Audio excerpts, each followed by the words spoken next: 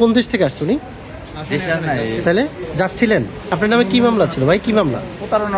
প্রতারণা মামলা ছিল। উনি কোন দেশে যাচ্ছিল? সৌদি আরব। আপনার বাড়ি কোথায়? আচ্ছা, কি ধরনের প্রতারণা মামলা?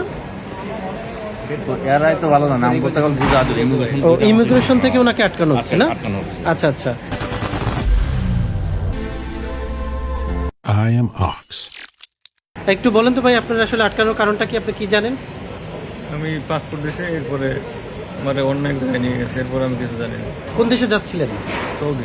সৌদি যাচ্ছিলেন, কি বিষয়? কাজের বিষয়। কাজের বিষয়। আচ্ছা আচ্ছা। তা আপনার বিরুদ্ধে যে প্রতারণার অভিযোগ, আসলে এটা অভিযোগটা কিসের? আমাদের বাড়িতে একবার হলো একটা নোটিশ গেছিল, হ্যাঁ। ঠিক আছে, আমি এক অফিসে চাকরি করতাম, ওইখান থেকে পাঠাইছি। ওইখান থেকে? অফিসটার নাম কি? গণউন্নয়ন। ও আচ্ছা আচ্ছা। আপনার বাড়ি কোথায়? বরিশাল। বরিশাল। আচ্ছা ঠিক আছে। আপনার পুরো নামটা বলেন? আবুল বসার। আবুল বাশার। আচ্ছা, আপনি বিদেশ যাচ্ছিলেন না? সৌদি আরব। সব কাগজপত্র ঠিক ছিল, কিন্তু আপনার নামে মামলা থাকার কারণে আপনাকে ইমিগ্রেশন ধরে নিয়ে।